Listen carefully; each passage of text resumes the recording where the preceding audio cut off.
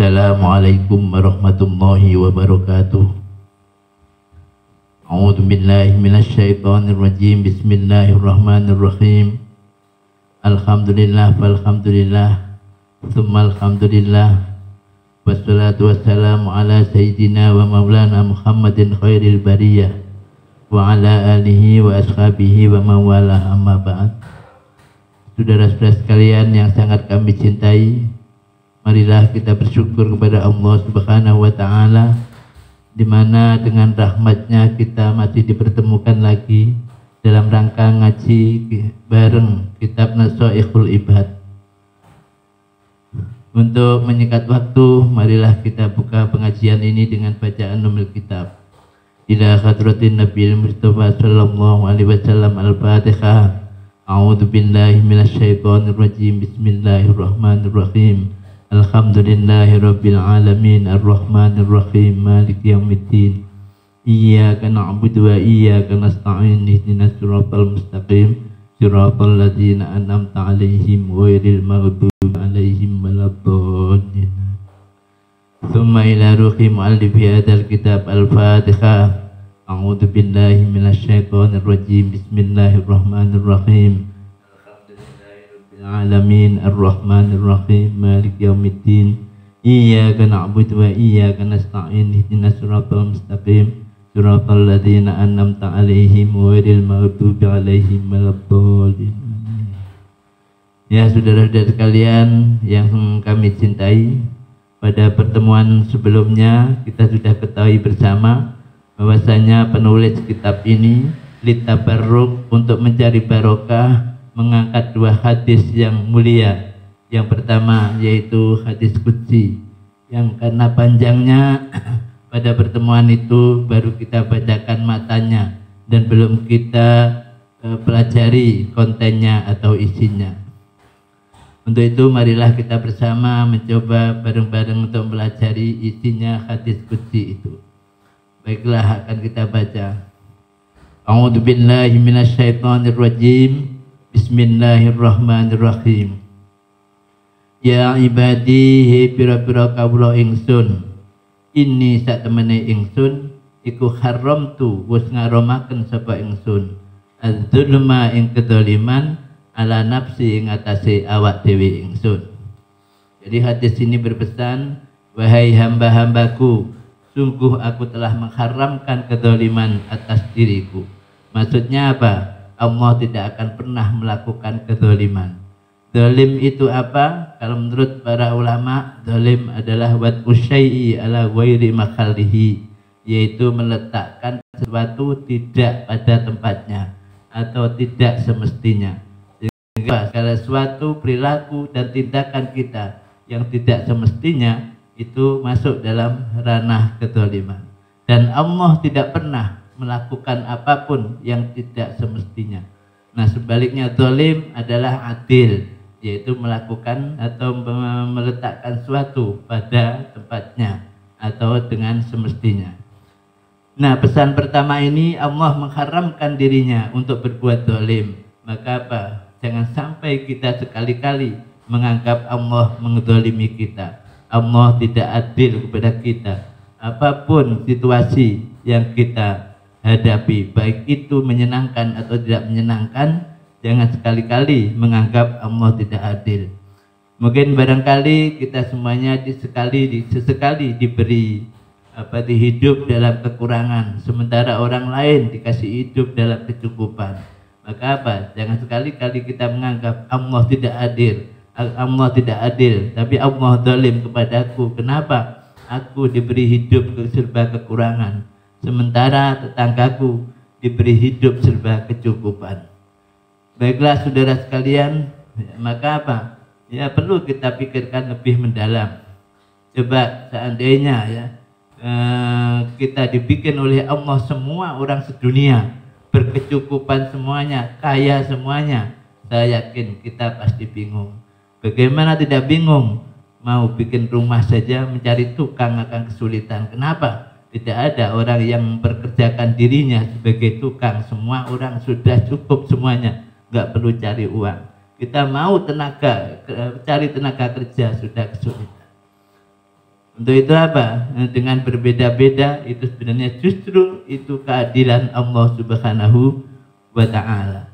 Dan suatu hal yang sama-sama dirasakan baik oleh orang yang kecukupan maupun orang yang kekurangan, yaitu dua hal yang sama dilakukan dialami, yaitu kadang senang, kadang tidak, kadang gembira, kadang susah. Sudahlah, semua orang dalam posisinya apapun, maka dia pasti mengalami dua hal itu. Sehari mungkin senang, hari berikutnya ya susah. Kapan lagi bulan berikutnya senang lagi, bulan berikutnya susah lagi. Jangan dikira kalau orang sudah serba kecukupan itu senantiasa senang dan gembira, belum tentu. Dan jangan dikira orang yang hidup dalam kekurangan itu senantiasa susah, juga belum tentu. Makanya apa? Itu tergantung orangnya. Cuman karena manusia itu lebih cenderung pada egoisme, maka biasanya apa? Egonya muncul. Kalau lagi berhadapan dengan sesuatu yang disenangi, wah Allah itu adil temenan, Allah itu benar-benar adil. Begitu menghadapi sesuatu yang tidak sesuai dengan yang diinginkan, wah langsung berbalik, Allah tidak adil, Allah zalim dan sebagainya. Nah, untuk itu apa? Marilah kita senantiasa menata hati, dengan sekali-kali kita terbersit di hati kita, terbersit di dalam pikiran kita bahwa Allah itu zalim, Allah tidak berbuat adil kepada kita semuanya. Oke, kita lanjutkan. Wa ja'altuhu lan dadiaken sapa ingsun ing adzulmu bainakum ing dalem antarane sira kabeh sun dadiaken muharraman ingkang haram, ing den haramaken. Fala tadzulamu, mongko aja padha zalim sapa sira kabeh. Berikutnya, setelah Allah mengharamkan dirinya untuk berbuat zalim, maka apa? Wa ja'altuhu, dan aku menjadikan kezaliman sebagai hal yang haram di antara kamu, maka janganlah kamu saling menzalimi atau saling berbuat zalim. Maka apa? Allah juga mengharamkan kezaliman di antara sesama manusia. Maka pesannya, fala tadzulamu, maka janganlah kamu saling menzalimi. Saudara-saudara sekalian yang sangat kami cintai, zalim itu bentuknya sangat banyak, bentuknya sangat variasi, ya, dan banyak, arahnya juga banyak. Mungkin orang atasan zalim ke orang bawahan, dan sebaliknya orang bawahan bisa zalim kepada orang atasan. Orang di samping kiri zalim di samping kanan, dan sebaliknya samping kanan bisa zalim ke samping kiri. Tapi apa? Banyak sekali bentuknya. Nah, sebagai ilustrasi, marilah kita angkat saja sebuah ayat yang menggambarkan tentang kezaliman, yaitu surat Al-Hujurat ayat 11. A'udzu billahi minasy syaithanir rajim. Bismillahirrahmanirrahim. Ya ayyuhalladzina amanu la yaskhar qaumun min qaumin asa an yakunu khairam minhum. Hai orang-orang yang beriman, janganlah satu kaum menghina kaum yang lain. Siapa tahu mereka yang dihina ternyata lebih baik daripada yang menghina. Wala nisa'un min nisa'in asa an yakunna khairam minun. Dan janganlah sekumpulan wanita menghina kepada sekumpulan wanita yang lain. Siapa tahu mereka yang dihina ternyata lebih baik daripada yang menghina. Jadi pertama, menurut ayat itu, salah satu tindakan kezaliman yaitu mengejek atau menghina siapapun, mengejek orang lain. Jadi mengejek orang lain, baik lewat sindiran atau lewat apapun, yang penting dalam bentuk mengejek orang lain, itu adalah salah satu bentuk tindakan kezaliman. Kenapa? Karena orang lain yang seharusnya saling dihargai, tapi justru kita mengejeknya. Tetangga mengejek tetangga, itu adalah kezaliman. Kenapa? Dalam konteks ketetanggaan, Rasulullah sudah berpesan kepada kita, man kana yu'minu billahi wal yaumil akhir fal yuhsin jarahu. Barang siapa yang mengaku iman kepada Allah dan hari akhir, maka berbuat baiklah kepada tetangganya. Nah, yang seharusnya kita berbuat baik kepada mereka, kadang kita justru mengejek mereka, justru mengolok-olok mereka. Maka apa? Mengejek, mengolok-olok merupakan salah satu bentuk kezaliman siapapun itu yang melakukan. Wala talmizu anfusakum. Terusnya ayat tadi. Dan janganlah kamu saling mencaci maki.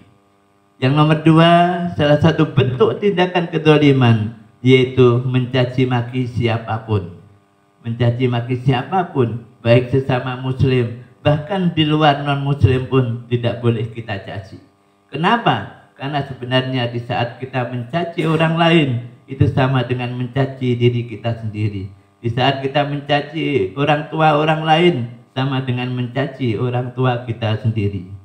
Makanya Allah Subhanahu wa Ta'ala berpesan dalam surat Al-An'am ayat 108 dalam konteks mencaci kepada orang di luar agama kita.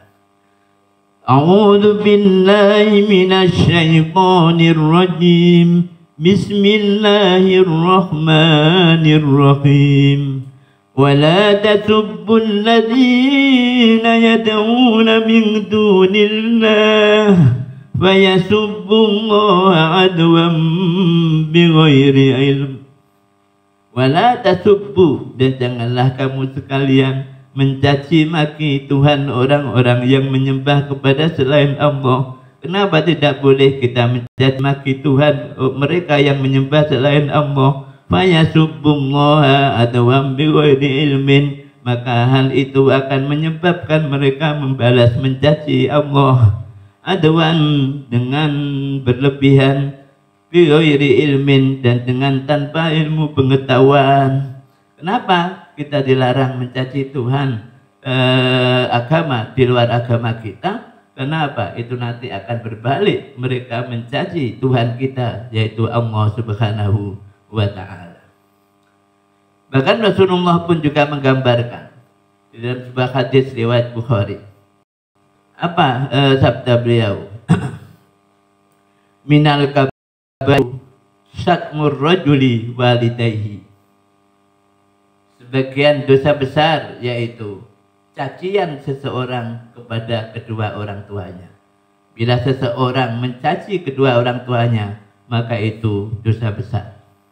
Maka para sahabat bertanya, karena heran, masa bisa orang anak kok bisa mencaci kedua orang tuanya? Qila, maka dikatakan atau ditanyakan kepada Rasulullah, al yasubbur rajulu walidayhi. Apa mungkin ya Rasul seseorang mencaci maki kedua orang tuanya? Gak mungkin lah, maka itu akan tidak ada ya, gak akan terjadi itu. Kok bisa anak bisa mencaci maki kedua orang tuanya? Maka Nabi menjawab, na'am, yasubbur rajulu abar rajuli. Ya, betul, bisa. Yasubbur rajulu abar rajuli. Seseorang mencaci maki ayah orang lain. Fayasubbu abahu wa fayasubbu ummahu. Kemudian orang tuanya dicaci itu membalas mencaci bapaknya orang yang mencaci itu, dan mencaci ibunya orang yang mencaci itu. Maka apa? Mencaci sebenarnya akan kembali kepada orang yang melakukannya. Kita mencaci seseorang, maka apa? Ya akan ada balasan orang itu mencaci kepada kita. Bahkan yang mencaci tidak hanya orang itu, orang banyak, apalagi kalau di medsos mencaci kita semuanya. Kenapa? Kita punya hobi mencaci kepada orang lain. Untuk itu ya caci maki dan juga menjelekkan, meremehkan, menghinakan orang lain itu merupakan satu kezaliman menurut ayat tadi. Ya kita teruskan ayat Al-Hujurat surat Al-Hujurat ayat 11 tadi. Wala tanabazu bil alqab bisal ismul fusuq ba'dal iman. Wala tanabazu bil alqab, dan janganlah kamu saling memberi julukan kepada orang lain dengan julukan yang buruk. memberi julukan orang lain dengan julukan yang enggak bagus, yang tidak menyenangkan, itu juga merupakan satu bentuk kezaliman. Ya, misalkan si kafir, si murtad, si fasik, si ini itu dan sebagainya. Karena pentingnya itu sampai Rasulullah mengingatkan kepada kita lewat hadis. Kalau Muslim ya Bukhari, ya Muslim ada, Bukhari ada. Apa? Idza qala ar-rajulu li akhihi ya kafiru. Apabila seseorang mengatakan kepada saudaranya, ya kafiru, hai kafir, faqad ba'a bi akaduhuma, maka salah satu dari keduanya akan menanggung apa yang dituduhkan itu, apa atau apa yang dilabelkan itu. Kalau yang dicaci memang, kalau yang dikafirkan memang kafir, ya itulah adanya. Tapi kalau yang dikafirkan ternyata tidak kafir, maka kekafiran akan kembali kepada yang mengkafirkan. Oleh itu, saudara-saudara sekalian, ulama kita zaman dulu sangat jarang sekali melontarkan kata-kata kafir kepada orang lain, apalagi kepada sesama muslim. Kenapa? Salah-salah bisa juga kekafiran akan kembali kepada dirinya. Saudara-saudara sekalian yang sangat kami muliakan, di akhir ayat ini bahkan Allah mengultimatum, wa man lam yatub fa ulaika humudz zalimun. Dan barang siapa yang tidak tobat dari hal-hal di atas, ya dari perilaku-perilaku dan tindakan kezaliman di atas, fa ulaika humudz zalimun, maka mereka termasuk orang-orang yang zalim. Untuk itu marilah kita berupaya sekuat tenaga untuk menghindarkan diri dari berperilaku kezaliman, yang minimal dari ayat itu dan lebih banyak lagi contoh-contoh yang lain. Dan jangan juga, marilah kita jangan sampai meniru orang lain yang melakukan hal-hal semacam itu. Kita lanjutkan hadisnya. Ya ibadihi biro-biro kawula ingsun, kullukum utawi saben-saben sira kabeh iku dhalun, tersesat, ilaman kejaba wong hadaituhu kang wis paring petunjuk sapa ingsun ing man. Fastahduni, mongko nyuwuna pitunjuk sapa sira kabeh ing ingsun, ahdikum mongko bakal nuduhaken sapa ingsun ing sira kabeh. Kemudian pesan berikutnya Allah memanggil para hambanya, wahai hambaku semuanya, kullukum dhalun, sungguhnya masing-masing dari kamu itu tersesat. Ilaman ahadaituhu, kecuali hanya orang yang saya kasih petunjuk. Apa artinya? Bahwasanya apa? Kalau kita sudah bisa melakukan kebaikan, bisa sholat yang bagus, bisa melaksanakan semua banyak perintah Allah, bisa menjauhi larangan Allah, itu berarti kita berada pada hidayah Allah. Maksudnya apa? Sebenarnya yang kasih hidayah itu Allah Subhanahu wa ta'ala. Bukan kita sendiri, tapi apa? Intervensi Allah yang terbanyak saat kita sudah mendapatkan hidayah. Oleh karena itu, di saat kita sudah menjadi orang baik, jangan sekali-kali merasa dirinya yang terhebat atau mengagumi dirinya, atau sering disebut ujub, ya, mengagumi dirinya sudah paling top, paling hebat. Ingat, semuanya itu tiada lain karena hidayah dari Allah Subhanahu wa ta'ala. Kalau tidak ada hidayah dari Allah, kita tidak bisa apa-apa, ya, dan kita tidak akan bisa menjadi orang baik atau menjadi orang yang taat kepada Allah Subhanahu wa ta'ala. Maka apa? Janganlah kita mengagumi diri kita atau ujub terhadap diri kita, ya, dan marilah hidayah ini kita pertahankan dan kita ajakkan kepada orang lain dengan cara yang baik. Fastashhaduni ahdikum. Untuk itu mintalah hidayah kepadaku, maka akan saya kasih hidayah kamu. Makanya apa? Di dalam kita sholat senantiasa, ya, kita minta hidayah kepada Allah Subhanahu wa ta'ala. Ihdinas siratal mustaqim. Ihdinas siratal mustaqim, ya Allah, tunjukkanlah kami ke jalan yang lurus, supaya Allah memberi hidayah. Dan yang perlu diingat itu, di saat kita sudah mendapatkan hidayah menjadi orang baik, ingatlah itu tiada lain karena apa? Allah memberi hidayah kepada kita semuanya, bukan karena kita sendiri. Sehingga apa? Kita tetap tawadhu walaupun menjadi orang yang sudah baik, tidak gampang menjelekkan orang, tidak gampang meremehkan orang, dan tidak gampang merasa dirinya paling hebat atau ujub. Kita lanjutkan. Ya ibadihi pira-pira kawula ingsun. Kullukum mutai saben-saben sira kabeh iku jaiun, wong kang luwe, wong kang lapar. Ilaman kejaba wong at'amtuhu kang wis paring panganan sapa ingsun ing man. Pastat imuni mongko nyuwuna panganan sapa sira kabeh ing ingsun, uta iku mongko paring panganan sapa ingsun ing sira kabeh. Nah, pesan berikutnya Allah juga memanggil hambanya, wahai hamba-hambaku kabeh, hamba-hambaku semuanya, sesungguhnya kamu itu lapar aslinya, kecuali orang yang sudah saya kasih makan, maka mintalah makan kepadaku, maka aku pasti ngasih makan kepadamu.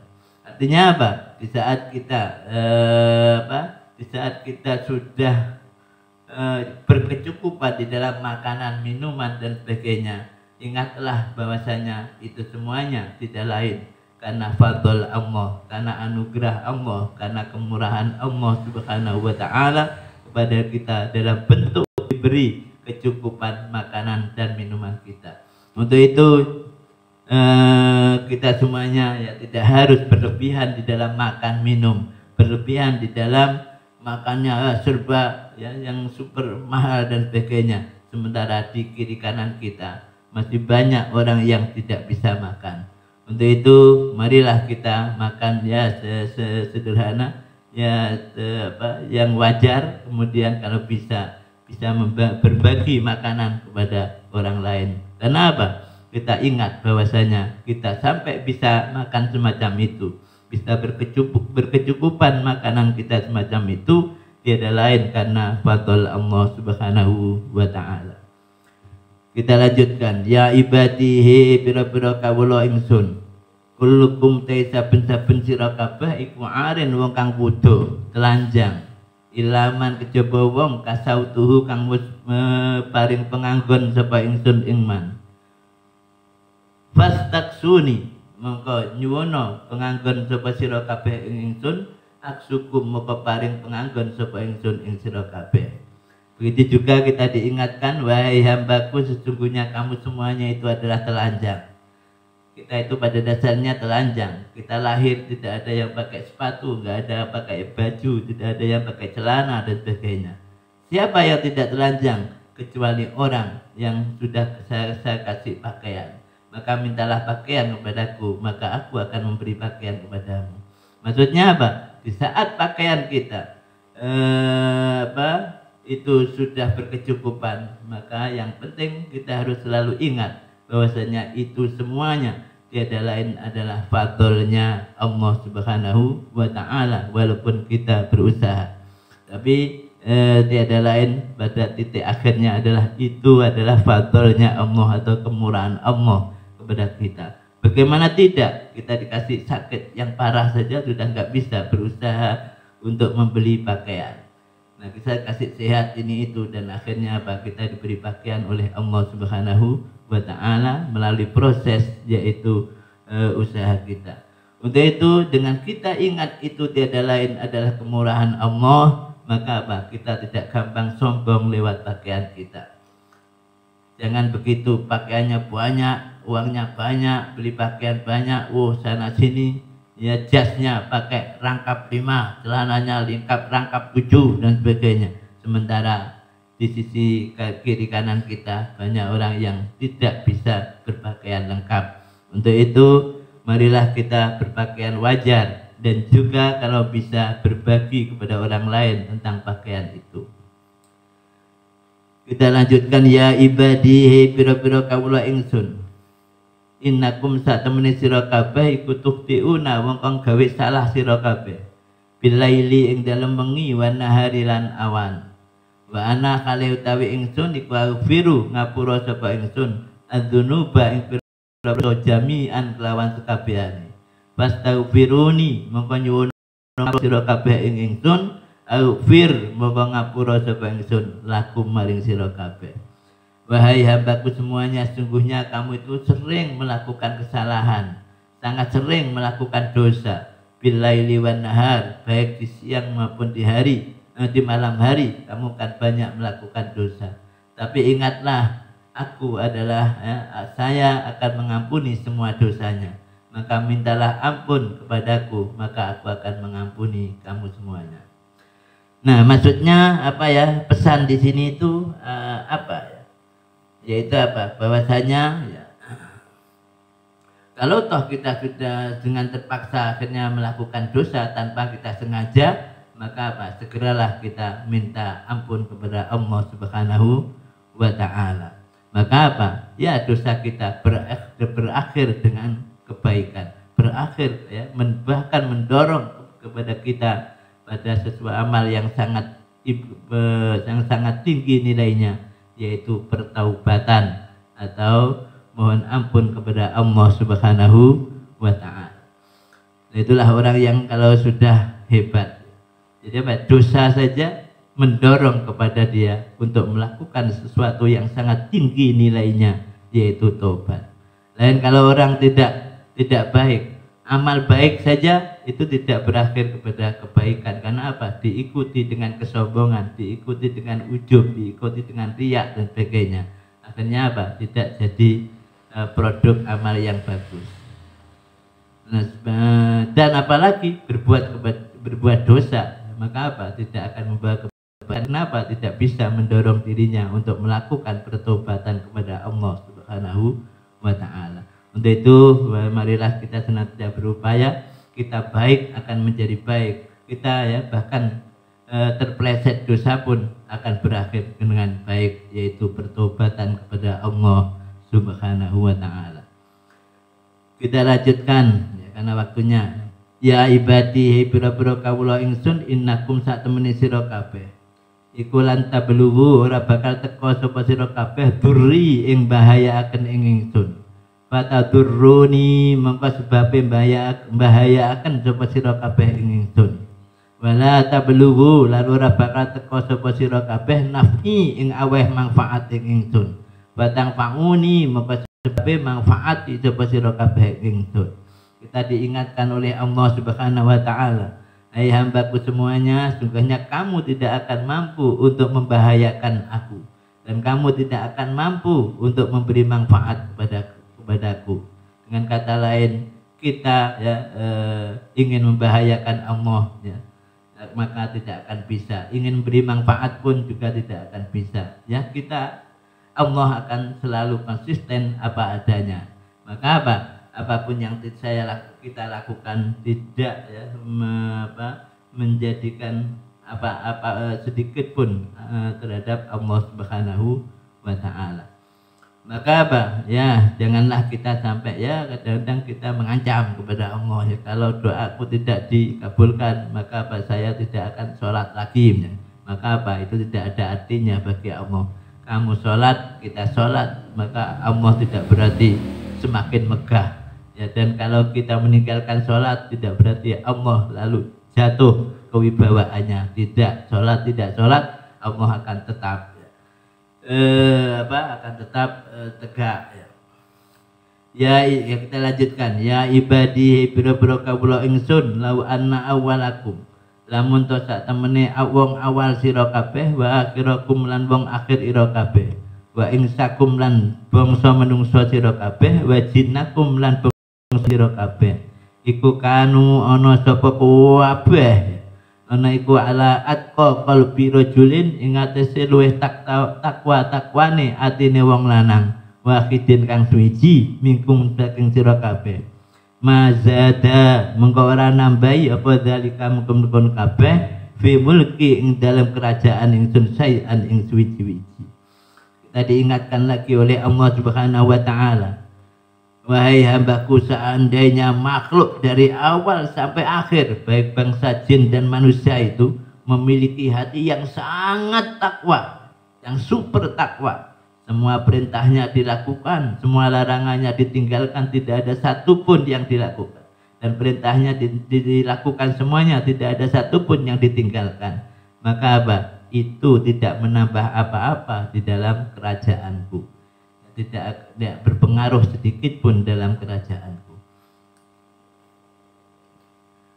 Ya ibadi pira-pira kawula ingsun lau anna awwalakum lamun to sak temene wong awal ira kabeh wa akhirakum lan wong akhir ira kabeh wa ingsakum lan bangsa menungso sira kabeh wa jinnakum lan bangsa jin saking sira kabeh iku kanu ana sapa kabeh itu ya jin menungso awal akhir ana iku ala afjari qalbi rajulin ing atase luwih lacut-lacuti atine wong lanang wahidin kang suci minkum saking sira kabeh mana koso mongko orang-orang apa dalika mengkon kabeh fi mulki ing dalam kerajaan ingsun orang-orang suci sayan ing suci-suci. Sebaliknya kita diingatkan oleh Allah Subhanahu wa taala, wahai hambaku semuanya, seandainya makhluk mulai awal sampai akhir baik bangsa manusia dan jin dari kamu semuanya itu memiliki hati yang sangat buruk, hati yang sangat jahat misalkan ya, semua perintahku nggak kamu lakukan, semua laranganku justru kamu lakukan semuanya, berarti apa? Punya hati yang sangat apa itu buruk. Maka apa? Ingatlah mana koso dalika bimulki syai'an, hal itu tidak mengurangi sedikit pun kewibawaan dari kerajaanku. Maka apa? Jangan sampai kamu menganggap kalau kamu nggak melakukan perintah Allah lalu kerajaan Allah turun wibawa. Tidak. Dan jangan menganggap kalau kamu melakukan perintah